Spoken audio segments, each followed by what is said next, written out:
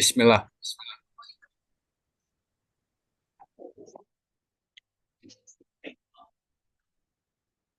Mangga jul, Pak. Baik, bismillahirrahmanirrahim. Assalamualaikum warahmatullahi wabarakatuh. Waalaikumsalam warahmatullahi Waalaikumsalam wabarakatuh. warahmatullahi wabarakatuh. Sebelumnya, kami ingin mengucapkan terima kasih banyak kepada teman-teman semua yang sudah mau meluangkan waktunya untuk bisa hadir di Zoom meeting kali ini. Sebelum kita lanjut ke materi, izinkan kami memperkenalkan diri kami terlebih dahulu. Di sini ada saya, Ibrahim Muhammad Zulfan dengan NPM 363. Selanjutnya, boleh sambil di slide, Zaid. Ngelek, tunggu ya. Ngelek. Nice. Di sini juga ada Zaid, NPM 365. Saya Nihla Azra Mutmainan dengan MPM 36. Saya Fairuzara Syarabani dengan NPM 364. Saya Nifarul Islam, NPM 361. Oke. Selanjutnya. Bentar, Zaid, belum ke slide. Baik, langsung aja kita masuk ke materi. Yang pertama ada pendahuluan. Apa itu etika politik? Etika politik adalah pedoman moral untuk mengatur tindakan politik yang bertanggung jawab. Dan yang kedua, Pancasila menjadi dasar untuk membentuk etika politik yang sesuai dengan kepribadian bangsa. Boleh langsung di slide lagi. Nah, selanjutnya ada kenapa Pancasila penting dalam politik yang akan dijelaskan oleh teman saya. Silakan. Oke. Kenapa Pancasila ini penting dalam politik? Karena yang pertama menjadi dasar untuk membuat keputusan politiknya, karena membantu mencegah konflik dan menjaga persatuan bangsa, menjaga stabilitas politik dan persatuan bangsa, yang terakhir menjaga morality. Bagi selanjutnya, mangga.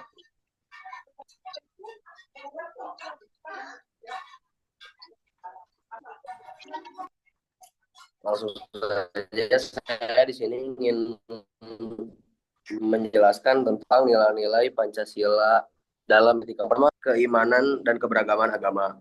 Yang kedua, tidak sama seseorang. Yang ketiga, kebijakan agama dan menghormati semua keyakinan.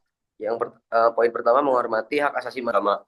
Yang kedua, meningkatkan kesejahteraan rakyat melalui hukum yang adil untuk semua warga negara tanpa memandang latar belakang. Lanjut yang bentar. Yang ketiga, Persatuan Indonesia. Poin pertama, mementingkan kepentingan bangsa di atas kepentingan pribadi atau golongan. Yang kedua, menghindari politik identitas yang dapat memecah belah bangsa. Contoh program pemerintah yang memperkuat rasa nasionalisme seperti Hari Kebangkitan Nasional. Yang keempat, kerakatan yang dipimpin. Poin pertama, setiap putusan politik harus melalui proses musyawarah dan melibatkan berbagai pihak. Menggunakan kepentingan rakyat dalam pengambilan keputusan. Contoh, kebijakan desa yang disusun dengan berdasarkan musyawarah warga. Sila kelima, keadilan sosial bagi seluruh rakyat Indonesia. Poin pertama, semua kebijakan harus memperhatikan pemerataan hak dan kewajiban. Poin kedua, memastikan kesejahteraan rakyat tanpa ada ketimpangan yang mencolok. Contoh, subsidi masyarakat yang kurang mampu. Oke, selanjutnya ada manfaat yang akan disampaikan oleh Fairuz Sarah. Oke, selanjutnya ada manfaat. Di sini ada 3. Yang pertama itu menghindari konflik. Nilai Pancasila membantu menyelesaikan perbedaan dengan cara damai. Terus yang kedua ada menjaga kestabilan bangsa, yaitu politik yang bermoral, meningkatkan kepercayaan rakyat terhadap pemerintah.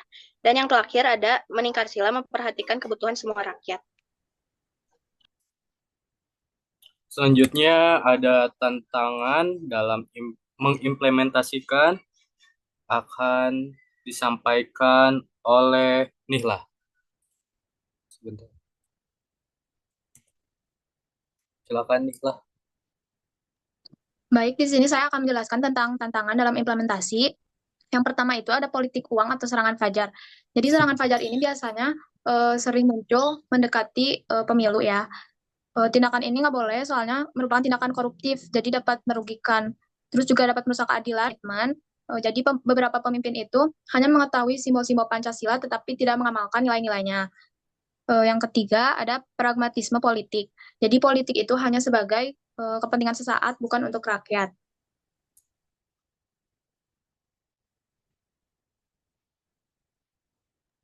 Selanjutnya ada aksi terorisme yang bisa mencoreng nama baik agama itu. Juga dapat merusak toleransi antar umat beragama. Selanjutnya ada maraknya pelanggaran HAM. Contohnya seperti pelecehan seksual dan juga kekerasan gender. Indonesia itu masih lumrah banget apa ya, penjatuhan hukumannya itu nggak sesuai bukti dan standar yang cukup pajak. Seperti kasus penggelapan pajak oleh perusahaan dan pajak yang dijatuhkannya itu tidak sesuai dengan yang dikeluarkan. Oke, selanjutnya ada sila dalam politik.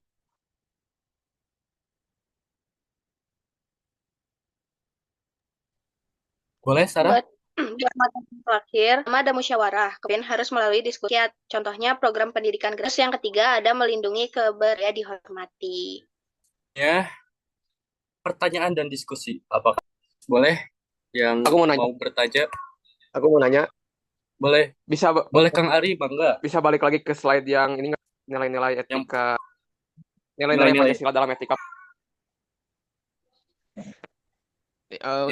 Ini pertanyaannya. Nah, buat pertanyaannya, bentar ya, tadi sudah di. Untuk pertanyaannya, menurut kalian, apakah nilai-nilai Pancasila itu menurut pandangan teman-teman aja ya? Oke. Sudah jelas? Jelas. Jelas. Ya, terima kasih.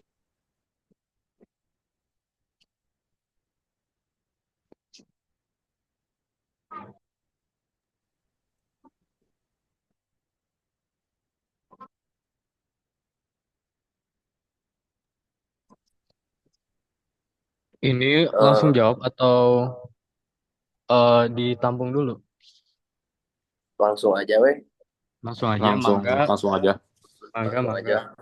Oke, Ari, izin menjawab ya. Tadi pertanyaannya, menurut kita kan, apakah nilai-nilai Pancasila dalam etika politik sudah terrealisasikan dengan baik atau belum gitu ya? Betul. Aku mungkin kalau misalkan dari sudut pandang teman-teman ada yang berbeda, boleh didiskusikan.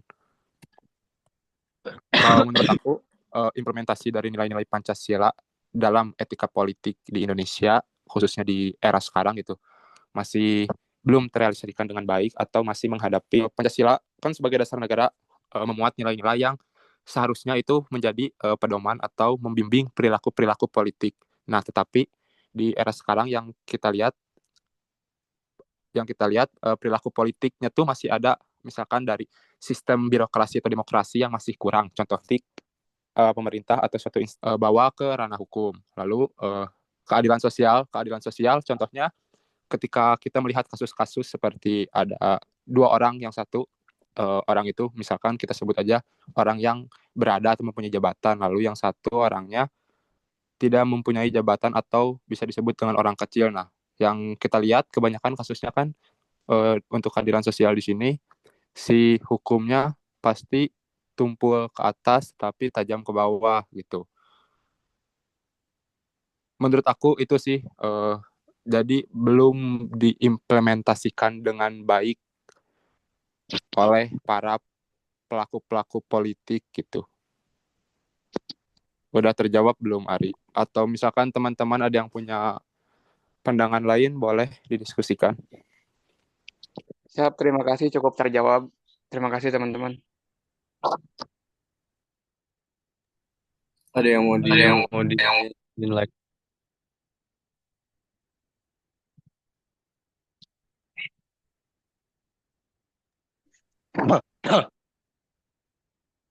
Saya mau nanya, boleh? Enggak, aku udah tadi pertanyaannya udah diwakilin sama siapa? Ya, Sama Ari. Rasya, gak usah nanya ya. Yang lain? Saya. Boleh, Kang Dika. Mangga. Ya kan, kan ini ya, kita tuh sebagai istilahnya masyarakat kecil gitu ya, ingin menyuarakan tentang politik yang ada di negara kita. Nah, bagaimana caranya ini agar masyarakat kecil ini bisa menyuarakan suaranya dalam politik yang ada di negara kita melalui media apa, sedangkan kita ini adalah rakyat kecil, tahapan-tahapannya melalui media apa tuh gitu, agar masyarakat kecil bisa menyampaikan aspirasinya, suaranya, dan unek-uneknya lah gitu. bagaimana nih caranya melalui media apa itu aja.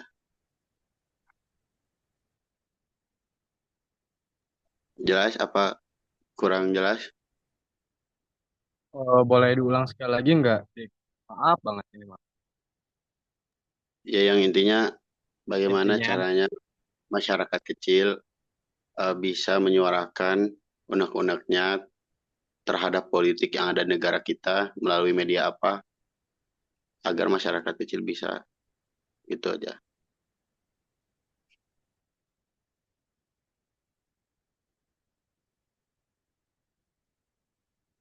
ada yang mau jawab nggak?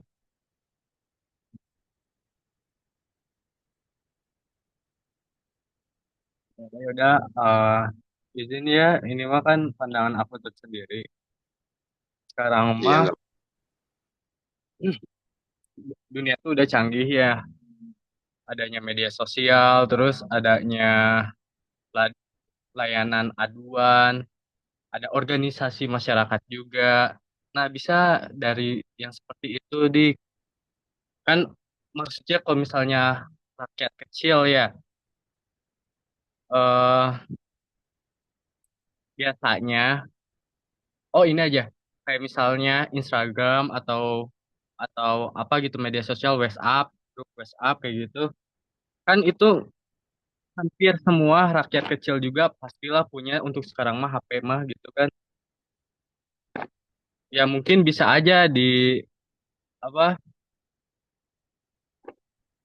mereka ngunggah gitu, kayak video pendek menyampaikan permasalahan mereka, apa yang mereka rasakan, apa unek mereka. Mungkin ya kan dari media sosial juga bisa.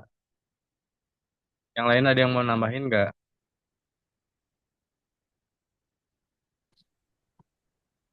Izin menambahkan Ya siap.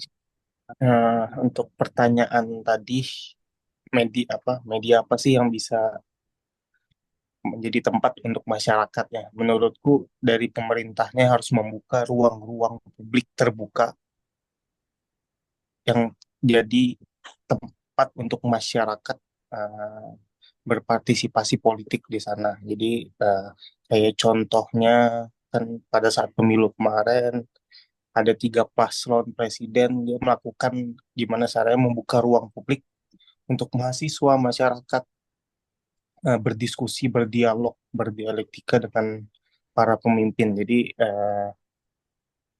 media seperti apa sih, bisa lewat media sosial, misalnya tanya jawab di media sosial, di X, di Instagram misalnya, atau membuka ruang publik yang secara langsung tatap muka. Jadi media seperti apa sih untuk masyarakat bisa berpartisipasi politik, yaitu dari pemerintah, dari pemimpin membuka ruang-ruang publik, bisa lewat secara langsung atau bisa melalui media sosial tadi, seperti di media sosial yang lagi rame. Oke, itu aku ada pertanyaan dari itu, dari ini kan tentang Pancasila Sebagai sebagai politik ya. Penerapan politik saat ini, isu-isu yang paling ramai, yang ada, yang berkembang di masyarakat, yaitu politik identitas. Yang yang kita tahu politik identitas itu pasti memecah belah ya. Nah, gimana sih Pancasila menanggapi hal seperti itu? Karena dalam Pancasila itu yang kita tahu dominan terhadap pemimpin itu dominan untuk orang yang misalnya beragama Islam. Jadi kalau pemimpinnya bukan beragama Islam, dirasa kurang untuk negara ini. Jadi di situ terjadi politik-politik identitas. Nah, gimana sih Pancasila atau sila ke-1 menanggapi hal seperti itu?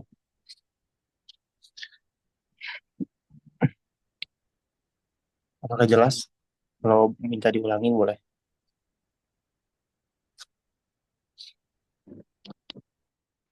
yang lain ada yang mau jawab nggak?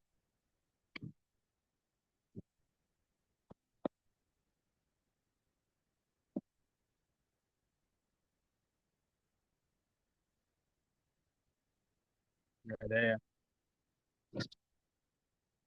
eh Pancasila pertama itu atau ya dari sila pertama kan? Iya, rujukan utamanya kan sila pertama, tapi kan secara menyeluruh dalam Pancasila sebagai etika politik kan terjadi ada yang namanya politik identitas. Politik identitas yang seperti teman tahu sendiri itu merujuk pada satu Ya, identitas saja. Jadi Pancasila tuh gimana sih untuk menanggapi hal yang seperti itu terjadi? mungkin untuk ini pendapat aku ya, nggak tahu benar nggak tahu salah. Mungkin menurut aku mah untuk menghalang terjadinya politik eh, identitas biasanya berbasis agama kayak gitu kan, Islam yang nggak boleh eh, vote yang lain gitu atau enggak yang lainnya gitu. Mungkin menghormati sih keyakinan semua keyakinan karena eh di Pancasila tuh kan enggak, ya Pancasila tuh kayak nolak dominasi satu agama atau keyakinan atas yang lain. Ya jadi ini teh bisa menjadi penghalang munculnya politik identitas. Ya jadi kalau pendapat aku sendiri mah menghormati semua keyakinan seperti itu. Kalau pendapat aku ya, kalau yang lain ada pendapat lain boleh.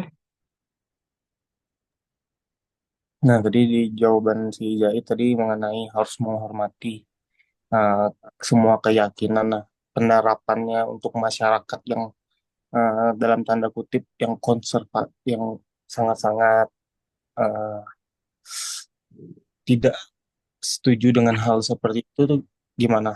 Apa edukasi gimana atau langkah seperti apa untuk orang-orang yang seperti itu diedukasi mengenai uh, toleransi, sikap toleransi dalam berpolitik menurut kalian? Siapapun boleh jawab. Oke. Yang lain gimana yang lain?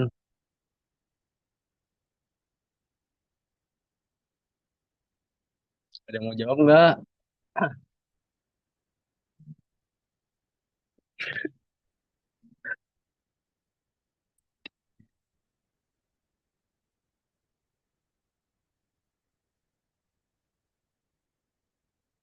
Eh,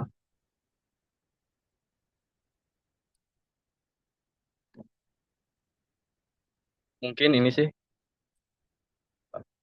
menegakkan bisa dengan menegakkan hukum yang tegas. Maksudnya tuh eh kayak menghapuskan diskriminasi. Kayak pemerintah teh harus ngejamin gitu kalau semua kebijakan publik itu bersifat inklusif, terus nggak memihak terhadap kelompok atau identitas tertentu. Misalnya itu, terus eh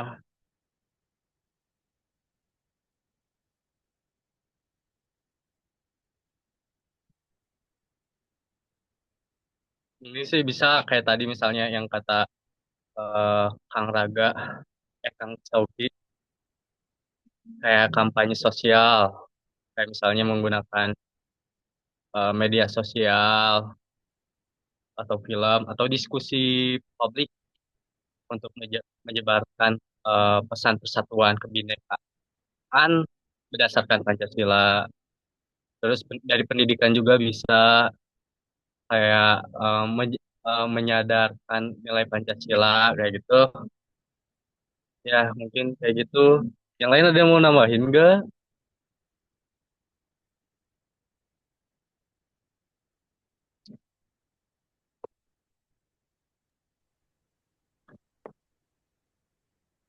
Sudah, Sofi.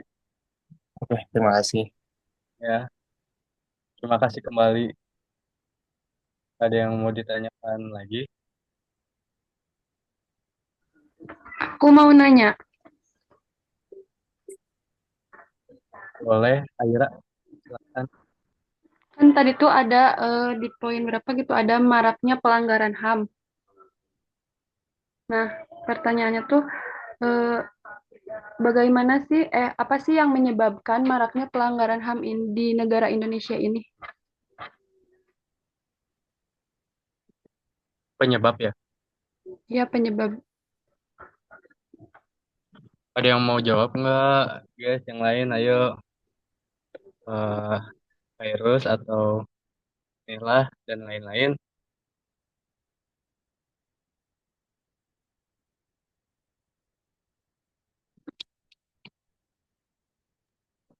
Tadi apa Gimana? pertanyaannya? Diulang coba. Ini Apa sih yang menyebabkan maraknya pelanggaran HAM di negara Indonesia?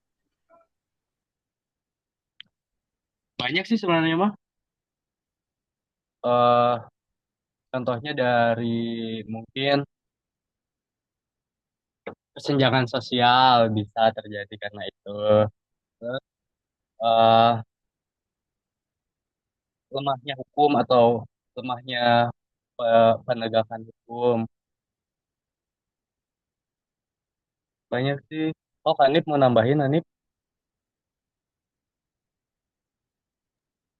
Kalau menurut saya mah banyaknya pelanggaran HAM teh soalnya aparat kita kurang tegas, aman-aman aja gitu dibanding orang-orang yang nggak beruang. Kayak misalnya yang korupsi-korupsi sekarang kan masih santai hidupnya, soalnya mereka punya uang, sedangkan yang nyuri kayu bakar doang di penjara gitu. Gara-gara si aparatnya juga kurang tegas. Kayaknya mah segitu sih. Ya, jadi upayanya tuh 4 menit lagi ya. Upayanya tuh eh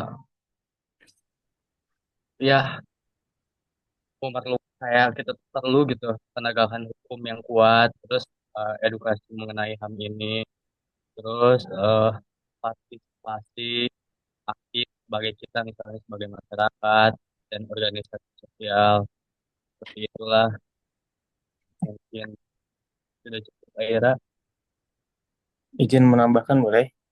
Boleh boleh. Eh, menjawab pertanyaan tadi, kenapa orang masih banyak yang melakukan pelanggaran HAM ya?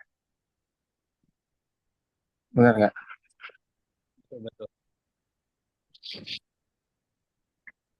Benar-benar. Benar ya. Kenapa orang masih melakukan pelanggaran HAM?